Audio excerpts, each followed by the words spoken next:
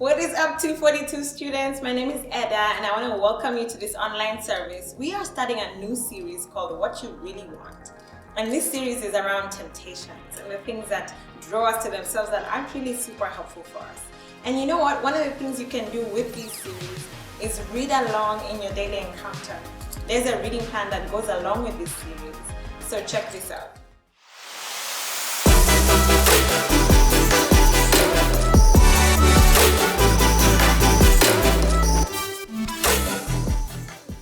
Yeah, welcome to Tyler Rates Snacks. First we've got Chips Ahoy, 6 out of 10, a little dry. Mini Chips Ahoy, no, not it.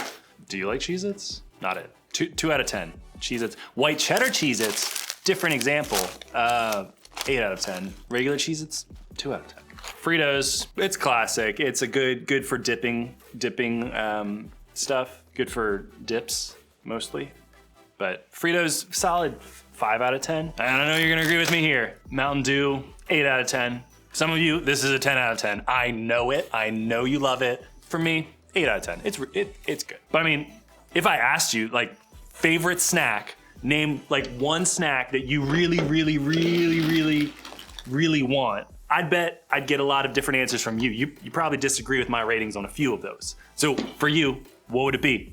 Ice cold Mountain Dew, a bowl of ice cream. Okay, maybe not even a snack. Maybe it's not even snack time. Maybe you just want a new pair of Nikes or a excused absence from school this week. Maybe it's just your own room or an automatic A in your hardest class. At one point, I wanted something even more than I want those snacks right now, and that was a new pair of soccer cleats. Because you know this, if you play soccer, the shoes you wear are very important. And I wanted like the nicest, the best ones, the ones that were gonna make me run faster, and honestly, like, look cooler, you know, than the ones I had. But I'm sure you've wanted something really bad at some point in your life, and what you wanted is probably different than what I wanted. But either way, I think we can all relate to the feeling of really wanting something. And sometimes the things we really want are good for us, like grades that show our effort, or a healthy body, or a solid group of friends. But if we're honest, I think we all probably admit that sometimes the stuff we really want is the stuff we know might not be best for us. There's actually a word to describe that, a word that explains exactly what it feels like to really want something, especially something that might not be good for us. That word is temptation. Temptation simply means the desire to do something that we know is wrong or unwise. In other words, temptation means wanting to do something that may not be the best for us. Maybe you've heard that word before, and if you have, you've probably heard it used in a negative way.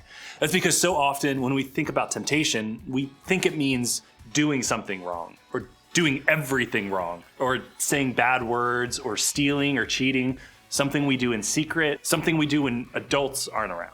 See what I mean? Like, when we think about temptation, we think it's about our behavior. We think it's about our choices.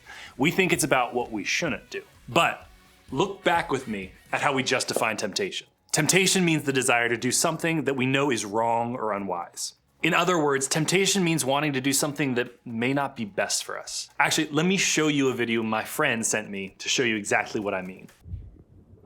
Wait. When I get back, then you can have it, okay? But you gotta wait. Be right back.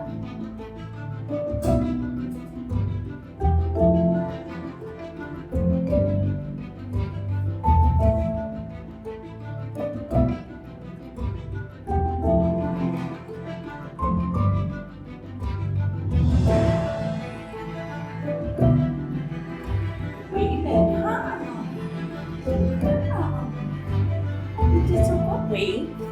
Good girl. You did so good. You're a good girl. See that? Dog did it. But did you see the drool from that dog? That dog wanted that treat. I mean, come on. Either your dog or your friend's dog, you know a dog that would have eaten that treat right then and there. Some dogs would have been well behaved enough to eat the treat, but here's the thing, all dogs want treats. That's just true. But see, that's the thing about temptation. Temptation isn't the thing we do or don't do. Temptation is just the desire to do that thing. It's the feeling we get when we really, really want something that may not be best for us. Sometimes when we want something, it's not bad. Sometimes we want to study more so we'll pass the test, practice more so we make the team, or do more chores so our parents will let us hang out with our friends more often. The desire to do those things, it can work out for our good. But I think we all know what it feels like to be tempted to do something we know we shouldn't do. Have you ever wanted to not show up on Zoom for class, or watch shows or YouTube channels that you're not supposed to watch, or tell a lie, or download an app your parents told you not to get, or sneak your phone into your room at night, just break the rules? I mean, that kind of temptation has the potential to lead us down a path that may not be best for us. And the consequences, you know this, they can be harsh. You might get grounded, lose your phone privileges, get detention, or get kicked off the team. And that's just if you get caught. Even if you don't get caught, you might find yourself facing guilt or embarrassment or stress or pain or worse. See, giving into temptation has consequences. And after you give into a temptation that isn't good for you, you can end up with lots of questions. Maybe you've been there. And if you have, you probably found yourself wondering things like, am I a bad person because I was tempted? Am I a bad person because I gave into it? Why do I want to do things that I know I shouldn't do? Is God mad at me if I give into temptation that isn't good for me? Why doesn't God help me out here? Those are all great, honest questions. They're questions I found myself asking more than once. And that's because temptation is difficult. It has a way of confusing us.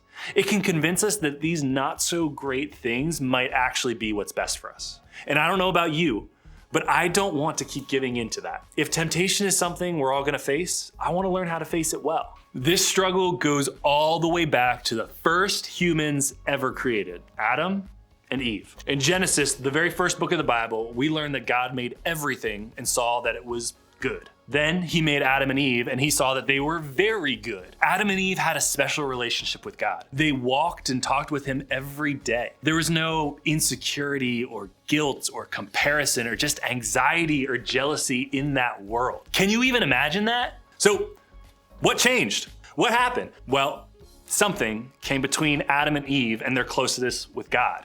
Let me explain. God had given Adam and Eve the freedom to do anything. Well, almost anything. They were not supposed to do one thing: eat the fruit from one specific tree.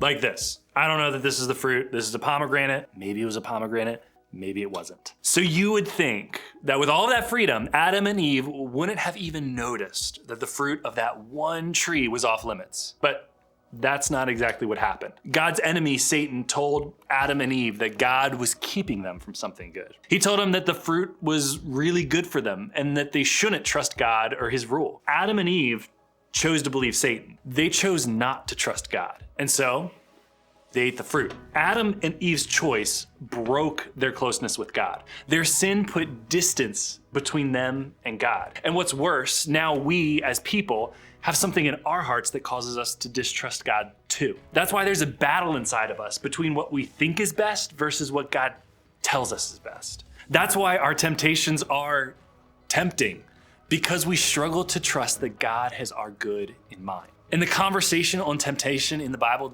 doesn't stop there. So many writers in the Bible talked about it a lot. And I think that's because God knew it would be a pretty big deal for us. James was one of those writers in the Bible, which, fun fact, he also happened to be the brother of Jesus. But James wrote to Christians about issues that affected their everyday lives. He talked to them about how to handle tough times and how to control their words, how to treat other people, and how to understand the temptations that they might be experiencing. Let's take a look at what he said about this.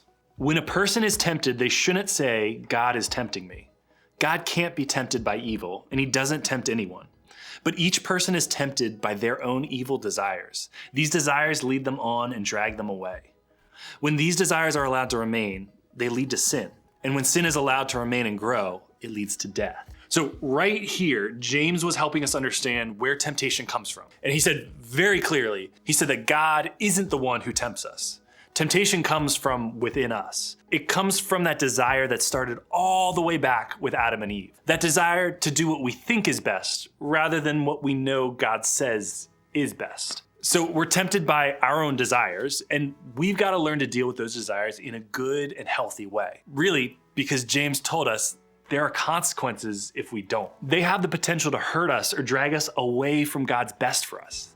And the longer we let them remain, the bigger they get. And the bigger they get, the harder they are to deal with. The more difficult they become to resist, and the bigger the consequences are when we end up facing them. See, God wants what's good for us. He really, really wants what's best for us. And we can experience God's best when we choose not to give in to the temptation that tells us something else is better. When we choose to trust God and follow His way instead. In other words, we can experience God's best for us when we resist temptation. And here's why this matters. Temptation is something that we'll face for the rest of our lives, in big and in small ways. It's something we'll deal with a lot. And you have the power right now to decide to deal with your desires in good and healthy ways. You have the choice today to choose God's best for yourself and to not let those temptations grow stronger in your life. You have the choice to recognize temptation and trust that it's not God's best for you. So what does this mean right now? When you find yourself faced with temptation to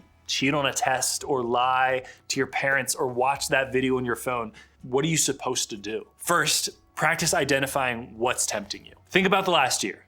When have you made bad choices? Which, hint, they usually include you getting in trouble or feeling guilty. But what was the temptation attached to that choice? What was the reason that you wanted to do that thing that you knew you shouldn't do? What made you really, really want it? Popularity, being cool, being accepted, taking the easy way out. One of the first steps to resisting temptation is to identify what's making you want to do the thing that's not best for you. Then remember that God wants what's best for you. You can trust God. God's not out to steal all the fun from your life. He doesn't make the rules because he's on a power trip. He isn't holding out on you.